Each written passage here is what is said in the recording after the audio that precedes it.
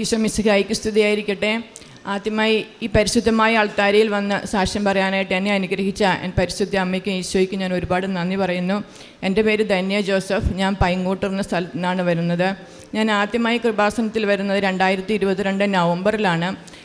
ഞാനും എൻ്റെ ഒരു കൂട്ടുകാരിയും കൂടെയാണ് ആദ്യം ഇവിടെ വരുന്നത്. ഞങ്ങൾ ഉടമ്പടി എടുക്കാനായിട്ടാണ് വന്നത്. പക്ഷേ അന്ന് ഇവിടുത്തെ തിരക്ക് കാരണം ഞങ്ങൾ ഉടമ്പടി എടുക്കാതെ വളരെ വിഷമത്തോടെ പ്രാർത്ഥിച്ച് തിരിച്ചു പോവുകയാണ് ഉണ്ടായത്. അതിനുശേഷം വീണ്ടും ഞങ്ങൾ ഡിസംബർ 3 വന്ന് ഉടമ്പടി എടുത്തു. ആ സമയത്ത് ഞങ്ങൾ രണ്ടുപേരും ജർമ്മൻ ലാംഗ്വേജ് പഠിച്ചുകൊണ്ടിരിക്കുകയായിരുന്നു. കോഴ്സ് കംപ്ലീറ്റ് ആയി. ഡിസംബറിൽ ഞങ്ങൾ എക്സാമിന് ഡേറ്റ് എടുത്തിരുന്നു. അപ്പോൾ എക്സാമിന് മുമ്പ് വന്ന് ഉടമ്പടി എടുത്ത് പ്രാർത്ഥിച്ച് തിരിച്ചു പോകാനായിട്ടാണ് ഞങ്ങൾ വന്നത്. അങ്ങനെ ഉടമ്പടി എടുത്ത് ഞങ്ങൾ പ്രാർത്ഥനയിലായിരുന്നു. അതിനുശേഷം എക്സാം എഴുതി. 11 ആയിരുന്നു എക്സാം. ഏറ്റവും ടഫായിട്ടുണ്ടായിരുന്ന സ്പ്രഹൻ എന്ന ടോപ്പിക്ക് സ്പീക്കിങ് ആദ്യത്തെ അറ്റംപ്റ്റ് തന്നെ നൽകി എൻ്റെ മാതാവ് എന്നെ അനുഗ്രഹിച്ചു. അതിനുശേഷം ജനുവരിയിൽ എഴുതിയ എക്സാമിൽ ഷൈബന് ഞാൻ പാസ്സായി. ടഫായിട്ടുണ്ടായിരുന്ന 2 ടോപ്പിക്കും കിട്ടിക്കഴിഞ്ഞപ്പോഴത്തേക്കും ഞാൻ പ്രാർത്ഥനയിൽ നിന്നൊക്കെ അങ്ങ് മാറാൻ തുടങ്ങി. ഞാൻ എൻ്റെ കഴിവുകളിൽ മാത്രം ആശ്രയിച്ചു. അങ്ങനെ ഞാൻ ബാക്കിയുണ്ടായിരുന്ന 2 ടോപ്പിക്ക് കിട്ടാൻ വേണ്ടിയിട്ട് ഞാൻ മാർച്ചിൽ ബാംഗ്ലൂർ ഡേറ്റ് എടുത്തിരുന്നു. എക്സാം പോയി എഴുതി. പരീക്ഷ നല്ല എളുപ്പമായിരുന്നു. പക്ഷേ റിസൾട്ട് വന്നപ്പോൾ ഞാൻ പാസ്സായില്ല. അപ്പോൾ എനിക്ക് മനസ്സിലായി എൻ്റെ അഹങ്കാരം കൊണ്ടാണ് എനിക്കിത് കിട്ടാതിരുന്നത്. ഞാൻ മാതാവിൽ നിന്നും അകന്നു പോയിരുന്നു. ഞാൻ എൻ്റെ കഴിവിൽ പൂർണ്ണമായി ആശ്രയിച്ചിരുന്നു. അപ്പം ഞാൻ ചൊവ്വാഴ്ചയിലെ അച്ഛൻ്റെ ധ്യാനം കൂടിയപ്പോൾ അച്ഛൻ എപ്പോഴും പറയുന്ന ഒരു കാര്യം ഉണ്ടായിരുന്നു, not by merit but by grace. ഞാനതിൽ പിന്നെ നല്ലപോലെ വിശ്വസിച്ച് ജപമാലയും കരുണക്കൊന്തയും വിശ്വാസപ്രമാണോ എല്ലാം ചൊല്ലി നിരന്തരം പ്രാർത്ഥിക്കാൻ തുടങ്ങി. അതിനുശേഷം അടുത്ത എക്സാമിന് വേണ്ടിയിട്ട് ഞാൻ മെയിൽ ഹൈദരാബാദ് ഡേറ്റ് എടുത്തു. എക്സാം നല്ല ഈസിയൊക്കെ ആയിരുന്നു. ഞാൻ പ്രാർത്ഥനയിൽ തന്നെ ആയിരുന്നു. ജപമാലയായിരുന്നു എൻ്റെ ശക്തി. എനിക്ക് എന്തെങ്കിലും വിഷമങ്ങളുണ്ടായാലും ആ ചൊവ്വാഴ്ചത്തെ അച്ഛൻ്റെ ധ്യാനത്തിലൂടെയും പിന്നെ ഞാൻ കേൾക്കുന്ന സാക്ഷ്യങ്ങളിലൂടെയും എല്ലാം എനിക്ക് അതിന് മാതാവ് ഉത്തരം തന്നുകൊണ്ടിരുന്നു. അതനുസരിച്ച് ഞാൻ പ്രവർത്തിച്ചു. റിസൾട്ട് വന്നു. ജൂലൈ റിസൾട്ട് വന്നു. നല്ല മാർക്കോടെ, ഏറ്റവും ഹൈ മാർക്കോടെ എൻ്റെ മാതാവ് എന്നെ ജയിപ്പിച്ചു. മറ്റേ 2 ഞാൻ ജസ്റ്റ് പാസ്സായി ഉണ്ടായിരുന്നുള്ളൂ. പക്ഷേ ഈ സബ്ജക്റ്റിന് ഈ 2 മാതാവിനെ നല്ല മാർക്ക് നൽകി എന്നെ അനുഗ്രഹിച്ചു. അതിനുശേഷം എന്നെ പ്രോസസ്സിങ് ആയിരുന്നു. എല്ലാവർക്കും അറിയാം, ജർമ്മൻ്റെ പ്രോസസ്സിങ് ഭയങ്കര ലാഗാണ്. എല്ലാത്തിനും ഭയങ്കര സമയമെടുക്കും. അപ്പോൾ ഞങ്ങളുടെ കൂടെയുള്ള എല്ലാവർക്കും ഞാൻ പാസ്സാകുന്നതിന് മുമ്പ് തന്നെ പാസ്സായിട്ടിരിക്കുന്ന എൻ്റെ പല ഫ്രണ്ട്സും അവരെല്ലാവരും പ്രോസസ്സിങ്ങിന് വേണ്ടി വെയിറ്റ് ചെയ്തിരിക്കുമായിരുന്നു. ആർക്കും ഒന്നും ആയിട്ടില്ലായിരുന്നു. അതെല്ലാം കേൾക്കുമ്പോൾ ഭയങ്കര ടെൻഷനായിരുന്നു. ദൈവമേ ഇനി ഒത്തിരി നാളാവുമോ, അങ്ങനെ ഭയങ്കര ടെൻഷനായിരുന്നു. പക്ഷേ പ്രാർത്ഥനയും മുറുകെ പിടിച്ചു. ജപമാലയും വിശ്വാസപ്രമാണവും കരുണക്കൊന്തയും എപ്പോഴും പ്രാർത്ഥിച്ചുകൊണ്ടിരുന്നു. ഇച്ചിരി സമയം കിട്ടിയാൽ പോലും ഞാൻ എപ്പോഴും പ്രാർത്ഥനയിലായിരിക്കും. ഞാൻ ബൈബിൾ വായിക്കുമ്പോൾ ഒക്കെ എനിക്ക് ഭയങ്കര ക്ഷീണമായിരുന്നു, ഉറക്കം വരും. ഞാൻ വായന നിർത്തി. ഞാൻ ബൈബിള് എഴുതാൻ തുടങ്ങി. അരമണിക്കൂർ ഞാൻ എന്നും ബൈബിളെ എഴുതുമായിരുന്നു. ഞാൻ പുതിയ നിയമം മൊത്തം എഴുതി തീർന്നു ആദ്യം. ഇപ്പം ഞാൻ പഴയ നിയമം എഴുതിക്കൊണ്ടിരിക്കുന്നു. പാസ്സായി കഴിഞ്ഞിട്ട് പിന്നെ അടുത്ത സ്റ്റെപ്പ് പ്രോസസ്സിങ്ങിൽ അക്സെപ്റ്റൻസ് വരെ എന്നുള്ളതായിരുന്നു. അതിന് വേണ്ടിയിട്ട് നമ്മുടെ ഏജൻസിക്കാർ പറയുന്നത് അറ്റ്ലീസ്റ്റ് 3 മാസം. അത് ഏറ്റവും കുറവായിരുന്നു. എല്ലാവർക്കും അതിൽ കൂടുതലാണ് വരുന്നത്. പക്ഷേ എനിക്ക് വെറും 1 മാസം കൊണ്ട് എൻ്റെ അക്സെപ്റ്റൻസ് നൽകി എൻ്റെ അമ്മ എന്നെ അനുഗ്രഹിച്ചു. അതിനുശേഷമുള്ള അടുത്ത കടമ്പ വിസയ്ക്ക് ഡേറ്റ് എടുക്കുക എന്നുള്ളതായിരുന്നു. അതിനു വേണ്ടിയിട്ട് കുറേ പരിശ്രമിച്ച്, പക്ഷേ കിട്ടുന്നുണ്ടായിരുന്നില്ല. ഒക്ടോബറിലെ ഇവിടുത്തെ അഖണ്ഡ ജപമാല റാലി ഞാൻ വന്ന് പങ്കെടുത്ത് പ്രാർത്ഥിച്ചോളാമെന്ന് ഞാൻ അമ്മയോട് പറഞ്ഞു. അതിൻ്റെ ഫലമായിട്ട് ഒരു ദിവസം രാവിലെ കാപ്പ് കുടിച്ചുകൊണ്ടിരുന്നപ്പം പാപ്പ എന്നോട് ചോദിച്ചു, തന്നെ വിസയുടെ കാര്യം എന്തായി, ഡേറ്റ് ഒന്നും കിട്ടിയില്ല അല്ലേ? അപ്പം ഞാൻ പറഞ്ഞു, ഇല്ല പാപ്പ, കിട്ടും. ഞാൻ റാലിക്ക് പോയിട്ട് വന്നു കഴിയുമ്പം മാതാവ് എനിക്ക് ഡേറ്റ് തരുമെന്ന് ഞാൻ പറഞ്ഞു. പിറ്റേ ദിവസം പാപ്പ എന്നോട് പറഞ്ഞു, തന്നെ ഒന്നുകൊണ്ടും പേടിക്കണ്ട, ഇന്നലെ രാത്രിയിൽ മാതാവ് എൻ്റെ അടുത്ത് വന്ന് ഒരാഴ്ചക്കുള്ളിൽ നിനക്ക് വിസയ്ക്ക് ഡേറ്റ് കിട്ടുമെന്ന് എന്നോട് പറഞ്ഞു. അതനുസരിച്ച് ഞാൻ റാലിക്ക് വരുന്നതിന് മുമ്പ് തന്നെ മാതാവ് നവംബർ 7 ഡേറ്റ് നൽകി എന്നെ അനുഗ്രഹിച്ചു. ഞാനും എൻ്റെ ഹസ്ബൻഡും കൂടെ റാലിക്ക് വന്നു. വളരെ സന്തോഷമായിട്ട് യാതൊരു ക്ഷീണവും തളർച്ചയും ഒന്നും കൂടാതെ ഞങ്ങൾ റാലി പൂർത്തിയാക്കി ആർത്തുങ്ക പള്ളിയിലെത്തി. ഞാൻ ആദ്യമായിട്ടാണ് അത്രയും ദൂരം നടക്കുന്നത്. ഞങ്ങൾ രണ്ടുപേരും ജപമാല ചൊല്ലി പള്ളിയിലെത്തി പ്രാർത്ഥിച്ചു. എനിക്ക് ആ സമയത്ത് ക്ഷീണവും തളർച്ചയും ഒന്നുമില്ലായിരുന്നു. പക്ഷേ പെട്ടെന്ന് ഞാൻ തലചുറ്റി വീണു. എൻ്റെ ഓർമ്മയിൽ ഞാൻ അങ്ങനെ വീഴാൻ പോവാമെന്നോ എനിക്ക് ക്ഷീണം വരുന്നൊന്നുമില്ലായിരുന്നു. പെട്ടെന്ന് ഞാൻ വീണു. അവിടെയുള്ള എല്ലാവരും കൂടെ എന്നെ ഒരു കസേര ഇരുത്തിയെന്ന് എൻ്റെ ഹസ്ബൻഡ് എന്നോട് പറഞ്ഞു. അതിനുശേഷം ഞാൻ ആ സമയത്ത് ഒരു പൂന്തോട്ടത്തിലായിരുന്നു. നിറച്ചും റോസാപ്പൂക്കളായിരുന്നു അവിടെ. എൻ്റെ കൂടെ ആരോ ഉണ്ടായിരുന്നു. പക്ഷേ ആ മുഖം എനിക്ക് വ്യക്തമായില്ല. അത് മാതാവാണെന്ന് ഞാൻ ഉറച്ച് വിശ്വസിക്കുന്നു. അങ്ങനെ അപ്പോൾ അവിടെ ഉണ്ടായിരുന്ന എല്ലാവരും എൻ്റെ മുഖത്ത് വെള്ളമൊക്കെ തളിച്ച് ഞാൻ എഴുന്നേറ്റു. അതിനുശേഷം എനിക്ക് വലിയ സന്തോഷമായിരുന്നു. ആ സമയം വരെ ഞാനൊന്നും കഴിച്ചിരുന്നില്ല.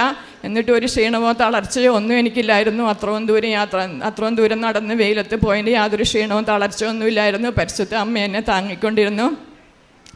അങ്ങനെ എനിക്ക് നവംബർ 15-ാം തീയതി വിസ എൻ്റെ കയ്യിൽ കിട്ടി. ഇപ്പം ഞങ്ങളൊരു 4 പേര് ഒന്നിച്ച് പോകാനായിട്ടാണ് ഇരിക്കുന്നത്. അതിലൊരാളുടെ വിസയും കൂടെ വരാനുണ്ട്. അവളുടെ വിസ എന്തോ ഒരു സംതിങ് പ്രോബ്ലം ആയിട്ട് മുടങ്ങിക്കിടക്കുകയാണ്.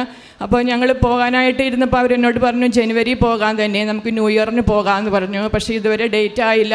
ചോദിക്കുമ്പോൾ അവർ പറയും ഷൈമി എന്നാണ് അവളുടെ പേര്, അവളുടെ വിസയും കൂടെ വരട്ടെ, 4 പേർക്ക് ഒന്നിച്ച് പോകാമല്ലോ എന്ന് പറഞ്ഞു. പക്ഷേ അവളുടെ വിസ ഇതുവരെ വന്നില്ല. അപ്പോൾ ഞാനത് ഇങ്ങനെ വിഷമിച്ച് പ്രാർത്ഥിച്ചുകൊണ്ടിരിക്കുമ്പോൾ ഞാനൊരു സാക്ഷ്യം കേൾക്കുമ്പം അമ്മ എനിക്ക് വെളിപ്പെടുത്തി തന്നു, നീ പോയി നിനക്ക് കിട്ടിയ അനുഗ്രഹത്തിനെ മഹത്വപ്പെടുത്തണം, സാക്ഷ്യം പറയണം. അതനുസരിച്ച് ഞാൻ 2 ആഴ്ച മുമ്പ് എൻ്റെ ഉടമ്പടി പുതുക്കാൻ വന്നിരുന്നു. പക്ഷേ അന്ന് ഇവിടുത്തെ തിരക്ക് കാരണം എനിക്ക് സാക്ഷ്യം പറയാൻ പറ്റിയില്ല. അപ്പം അച്ഛൻ പറഞ്ഞു അടുത്ത പ്രാവശ്യം വന്ന് സാക്ഷ്യം പറഞ്ഞാൽ മതി. അപ്പോൾ ഞാൻ ഈ സാക്ഷ്യം പറഞ്ഞാൽ ഉറച്ച് വിശ്വസിക്കുന്നു, ഷൈമയുടെ വിസ ഉടനെ വന്ന് ഞങ്ങൾക്ക് എല്ലാവർക്കും എത്രയും പെട്ടെന്ന് പോകാൻ പറ്റുമെന്ന് ഉറച്ച് വിശ്വസിക്കുന്നു. അതിനുശേഷം എനിക്ക് പറയാനുള്ള എൻ്റെ മക്കൾക്ക് കിട്ടിയ 2 രോഗസൗഖ്യത്തെക്കുറിച്ചാണ്. എനിക്ക് 4 മക്കളുണ്ട്, 2 ആൺമക്കളും 2 പെൺമക്കളും ഉണ്ട്. അത് രണ്ടാമത്തവന് മൂക്കിക്കൂടെ ഇടയ്ക്കിടയ്ക്ക് ബ്ലഡ് വരുമായിരുന്നു. അപ്പോൾ സ്കൂളിലൊക്കെ ചെല്ലുമ്പോൾ ടീച്ചർമാർ പറയും ഇങ്ങനെ കുഞ്ഞിൻ്റെ മൂക്കിൽ നിന്ന് ബ്ലഡ് വന്നായിരുന്നു. അങ്ങനെ വീട്ടിൽ വെച്ചൊക്കെ 2 പ്രാവശ്യം ഉണ്ടായി. പക്ഷേ എനിക്ക് ഹോസ്പിറ്റലിൽ കൊണ്ട് കാണിക്കാനൊക്കെ പേടിയായിരുന്നു. ഞാൻ ആരോടൊന്നും പറഞ്ഞൊന്നുമില്ല.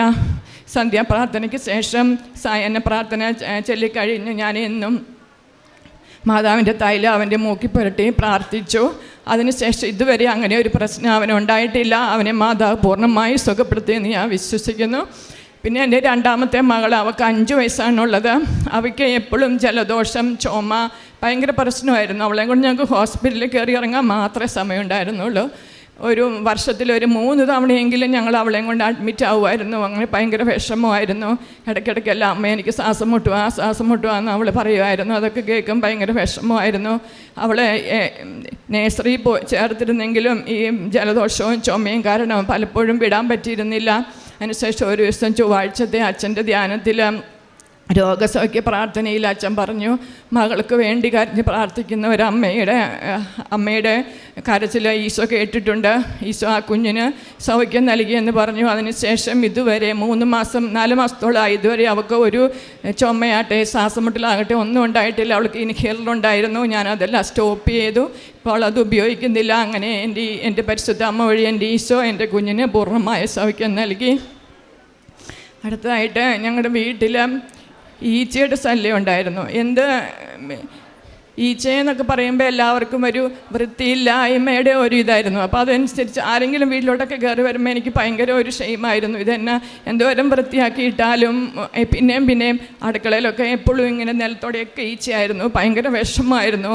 ഒരു ദിവസം ഞാനിതുപോലെ പ്രാർത്ഥിച്ചുകൊണ്ടിരുന്നപ്പോഴത്തേക്കും എനിക്ക് പെട്ടെന്നൊരു തോന്നലുണ്ടായി. ഞാൻ എഴുന്നേറ്റ് ഉപ്പെടുത്ത് വെള്ളത്തിൽ കലക്കി അടുക്കളയിലെല്ലാം തളിച്ചു. അതിനുശേഷം ഇന്നേ വരെ അങ്ങനെ ഒരു പ്രശ്നം എൻ്റെ വീട്ടിലുണ്ടായിട്ടില്ല. അതെല്ലാം എൻ്റെ മാതാവ് മാറ്റി തന്നു ഞാൻ പൂർണ്ണമായിട്ട് വിശ്വസിക്കുന്നു. പിന്നെ കാരുണ്യപ്രവർത്തികളാണെങ്കിൽ ഞാൻ ഇവിടുന്ന് കൊണ്ടുവന്ന പത്രം ഞങ്ങൾ ഇടവകയിലെ വീടുകളിൽ കൂടെ എല്ലാം പോയി നടന്ന് കൊടുക്കുമായിരുന്നു. അതുപോലെ പുറത്തോട്ടൊക്കെ പോകുമ്പോൾ എപ്പോഴും എൻ്റെ ബാഗിൽ പത്രമുണ്ട്. ഞാനത് ബസ് സ്റ്റാൻഡുകളിലും എല്ലാം കൊടുക്കും. പാവപ്പെട്ടവർക്കാണെങ്കിൽ ഞങ്ങൾ പോകുന്ന വഴി എൻ്റെ കയ്യിലുള്ളതുപോലെ സാമ്പത്തിക സഹായം ചെയ്യും. ഞങ്ങളുടെ വീടിൻ്റെ അടുത്ത് ലവ് ഷോർ എന്ന് പറയുന്ന ഒരു മാനസികാസ്വാസ്ഥ്യമുള്ള അമ്മമാരുടെ ഒരു വീടുണ്ട്. അവിടെ പോയി ഞാനൊരു കാറ്റഗിസം ടീച്ചറാണ്. അപ്പം വിശ്വാസോത്സവത്തിൻ്റെ ഭാഗമായിട്ട് സ്റ്റുഡൻസിനെ കൊണ്ട് ഞങ്ങൾ അവസാനത്തെ ദിവസം അവിടെ പോയിരുന്നു. ആ സമയത്ത് ഞാൻ അവർക്ക് സാമ്പത്തിക സഹായം കൊടുത്തു. പിന്നെ 2-3 തവണ എനിക്ക് സമയം കിട്ടുന്ന പോലെ ഞാൻ അവിടെ പോവുകയും നമ്മൾ ചെല്ലുമ്പോൾ അവർക്ക് ഭയങ്കര സന്തോഷമാണ്. അവരുടെയൊക്കെ ഫാമിലിയെല്ലാം അവരെ വേണ്ടാന്നുള്ള തരത്തിൽ അവിടെ കൊണ്ട് അവർക്ക് അസുഖമുള്ളതുകൊണ്ട് അങ്ങനെ ഉപേക്ഷിച്ചിട്ടേക്കുന്ന ഒരു തരത്തിലുള്ള ഒരു അമ്മമാരാണ്. അപ്പോൾ അവർക്ക് നമ്മളെപ്പോലെയുള്ള അവരെ കാണുമ്പോൾ ഭയങ്കര സന്തോഷമാണ്. അവരുടെ അടുത്ത് പോയിരുന്ന് ഞാൻ ഒത്തിരി നേരം സംസാരിക്കും, അവർക്ക് പത്രം കൊടുക്കും. ബെഡ് റിഡൺ ആയിട്ടുള്ള 2 അമ്മച്ചിമാർ അവിടെ ഉണ്ടായിരുന്നു. ഞാൻ അവർക്ക് ഫുഡ് കൊടുക്കാനായിട്ട് ഹെൽപ്പ് ചെയ്യും, കോരി കൊടുക്കുകയൊക്കെ ചെയ്യും. അവരോട് നമ്മൾ സംസാരിച്ചിരിക്കുമ്പോൾ അവർക്ക് വളരെ സന്തോഷമാണ്. അപ്പോൾ അവരെന്ന് പറയും, മാതാവ് മോളെ അനുഗ്രഹിക്കും, മോളുടെ മക്കളെ അനുഗ്രഹിക്കും എന്ന് പറയും.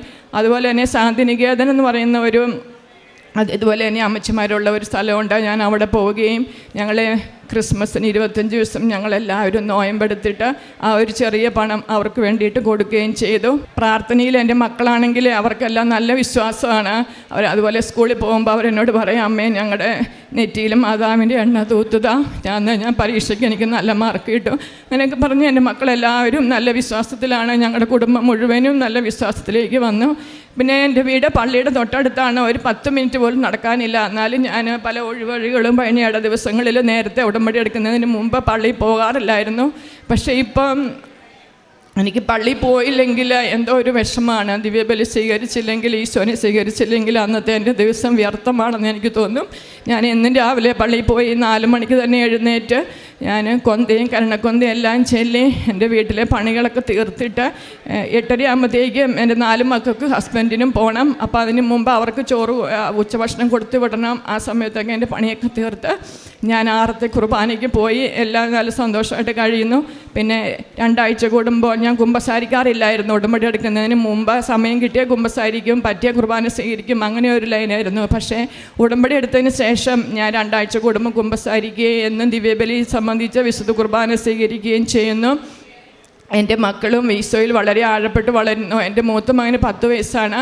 അവന് പള്ളിയിലെ അൾത്താര ബാലനാണ്. എൻ്റെ 2ാമത്തെ മോൾ 9 വയസ്സാണ്. അവൾ തിരുബാല സഖ്യത്തിൻ്റെ കൊയർ ഗ്രൂപ്പിലെ പ്രധാന ഗായികയാണ്. അങ്ങനെ വളരെ അനുഗ്രഹം നൽകി പരിശുദ്ധ അമ്മ വഴി എൻ്റെ ഈശോ എന്നെ അനുഗ്രഹിച്ചു.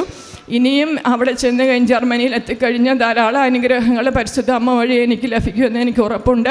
ഇനി എനിക്ക് വളരെ കടമകൾ കടക്കാനുണ്ട്. അവിടെ ചെന്ന് ഇനി എക്സാമൊക്കെ ഉണ്ട്, വളരെ ടഫാണ് എന്നൊക്കെ എല്ലാവരും പറയും, പോയ ഫ്രണ്ട്സൊക്കെ. എങ്കിലും എനിക്ക് ഈശോയിലും പരിശുദ്ധ അമ്മയിലും ഉറച്ച വിശ്വാസമുണ്ട്. എല്ലാം എനിക്ക് ഈസിയായിട്ട് സാധിക്കാൻ പറ്റും എന്ന് ഞാൻ ഉറച്ച് വിശ്വസിക്കുന്നു. ഇത്രയും അനുഗ്രഹങ്ങൾ തന്ന എൻ്റെ പരിശുദ്ധ അമ്മയ്ക്ക് ഈശോയ്ക്ക് ഞാൻ 1000 നന്ദി പറയും. ഉടമ്പടി സാക്ഷ്യങ്ങൾ നമ്മൾ പ്രാർത്ഥനയോടുകൂടി വിലയിരുത്തുമ്പോൾ അതിൽ ഒരു പ്രധാനപ്പെട്ട ഒരു ഘടകമെന്നത്, നമ്മൾ ഒരു കുടുംബത്തിൽ ഒരാൾ ഉടമ്പടി എടുത്തു കഴിയുമ്പോൾ ആ കുടുംബത്തിന് മുഴുവൻ ലഭിക്കുന്ന ഒരു സംരക്ഷണത്തിൻ്റെ അല്ലെങ്കിൽ ഒരു ദൈവിക സാന്നിധ്യത്തിൻ്റെ ഒരുപാട് സാക്ഷ്യങ്ങളുണ്ട്.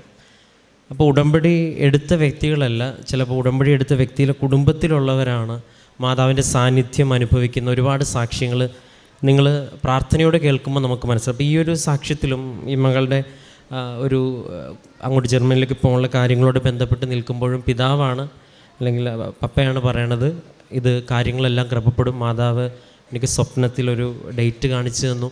അപ്പോൾ ഇതിപ്പോൾ ഒരു ആദ്യത്തെ സാക്ഷ്യമല്ല. ഇപ്പോൾ ഈ മാതാവിൻ്റെ ഒരു കുടുംബത്തിൽ ഒരാൾ ഉടമ്പടി എടുക്കുമ്പോൾ അതിൻ്റെ അപ്പം നമ്മളെ സംബന്ധിച്ചിടത്തോളം ഉടമ്പടി എടുക്കുന്ന ഒരാൾ ഒരു പക്ഷേ ഇതിനെക്കുറിച്ച് മാത്രം ആലോചിച്ച് പ്രാർത്ഥിച്ച് നിൽക്കുമ്പം മാതാവിനെ കണ്ടു എന്ന് പറയുന്നതിനേക്കാൾ അപ്പുറം ആ ഒരു സംരക്ഷണത്തിൻ്റെ ഒരു വല ആ കുടുംബത്തിൽ മൊത്തം ലഭിക്കുമെന്നുള്ളത് ഒരുപാട് സാക്ഷ്യങ്ങളിൽ നിന്ന് നമുക്ക് മനസ്സിലാവും. ഈ ഒരു സാക്ഷ്യത്തിൽ അത് ഏറ്റവും പ്രധാനപ്പെടാണ്. രണ്ടാമത്തത്, ഈ വചനത്തിനോടും അല്ലെങ്കിൽ ഉടമ്പടി ആരാധനയുടെ കാര്യം ആവർത്തിച്ച് ഇവിടെ പറയുന്നുണ്ട്. ഓരോ പ്രാവശ്യവും ആരാധന കൂടുമ്പോൾ എനിക്ക് ഡിറക്ഷൻസ് കിട്ടിയെന്നുള്ളതാണ്. ഈ ആരാധനയും ദൈവവചനത്തിൻ്റെ സാക്ഷ്യങ്ങളുടെ അടിസ്ഥാനത്തിലുള്ള വ്യാഖ്യാനമാണ്.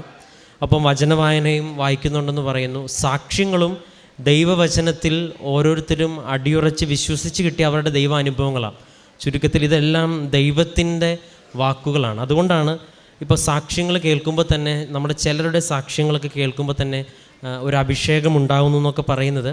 അതിൽ ഈ ദൈവ സാന്നിധ്യത്തിൻ്റെ കണ്ടൻറ്റ് ഉള്ളത് കൊണ്ടാണ്. അതിലേറ്റവും കൂടുതലുള്ളത് വിശുദ്ധ വചനം നേരിട്ട് വായിക്കുമ്പോഴാണ്. ബാക്കി ഉള്ള അതുകൊണ്ട് തന്നെയാണ് ഈ കൃപാസനം പത്രവും ഒക്കെ ഒരുപാട് പേര് വായിക്കുമ്പോൾ അവർക്ക് സന്തോഷം തോന്നി, കണ്ണ് നിറഞ്ഞു എന്നൊക്കെ പറയുന്നതിൻ്റെ ഒരടിസ്ഥാനം ഇതൊക്കെ ദൈവവചനവുമാണ്. ഹൃദയത്തിൽ ഒരു വലിയൊരു ആഗ്രഹത്തോടു കൂടി വായിക്കുന്നവർക്കൊക്കെ അത് അനുഭവമായിട്ട് മാറും എന്നുള്ളതാണ്.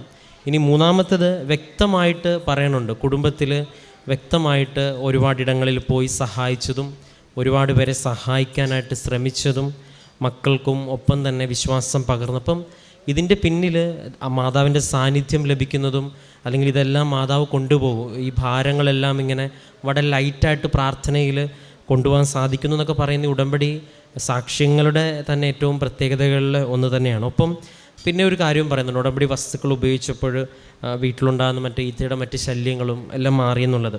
ഇതും സാക്ഷ്യങ്ങൾ നിങ്ങൾ ശ്രദ്ധിച്ച് കേട്ടാൽ മതി. അതായത് നമ്മൾ വിശ്വസിച്ച് ഇത് പ്രയോഗിക്കുമ്പം നമ്മുടെ വിശ്വാസം ആഴപ്പെടുത്തുവാനായിട്ട് ദൈവം നൽകുന്ന ചെറുതും വലുതുമായിട്ട് അടയാളങ്ങളിൽ ഒന്നാണിത്. അല്ലെങ്കിൽ ദൈവമാണ് ഈ പ്രപഞ്ച പ്രകൃതിയുടെയും അല്ലെങ്കിൽ ഇഹലോകരാജ്ഞിയെ പരിശുദ്ധ അമ്മയ്ക്ക് ഇതിനുള്ള അധികാരം കൊടുത്തിട്ടുണ്ടെന്നുള്ള വലിയ വലിയ സത്യങ്ങൾ മനസ്സിലാക്കാനുള്ള കുഞ്ഞു കുഞ്ഞു അനുഭവങ്ങളാണിതെല്ലാം. ഏറെ പ്രത്യേകിച്ച് ഈ സാക്ഷ്യത്വപ്രദ ദൈവത്തിന് നന്ദി പറയാം. ഇനിയും മുൻപോട്ടുള്ള ജീവിതത്തിൽ ഉടമ്പടിയുടെ വലിയ അനുഭവങ്ങൾ ഉണ്ടാകട്ടെ എന്ന് പ്രാർത്ഥിക്കുന്നു. നമുക്ക് കരങ്ങളടിച്ച് ദൈവത്തിൻ്റെ നാമം മഹത്വപ്പെടുത്തും. അത്യപൂർവ ദൈവാനുഭവങ്ങൾ ഇനി നിങ്ങൾക്കും സ്വന്തം. ഈ യൂട്യൂബ് ചാനൽ ഇതുവരെ സബ്സ്ക്രൈബ് ചെയ്തിട്ടില്ലെങ്കിൽ ഇപ്പോൾ തന്നെ സബ്സ്ക്രൈബ് ചെയ്യുക. ഈ വീഡിയോ ഇപ്പോൾ തന്നെ നിങ്ങളുടെ സുഹൃത്തുക്കൾക്ക് ഷെയർ ചെയ്തുകൊണ്ട് കർത്താവിൻ്റെ പ്രേക്ഷിതരാകുക.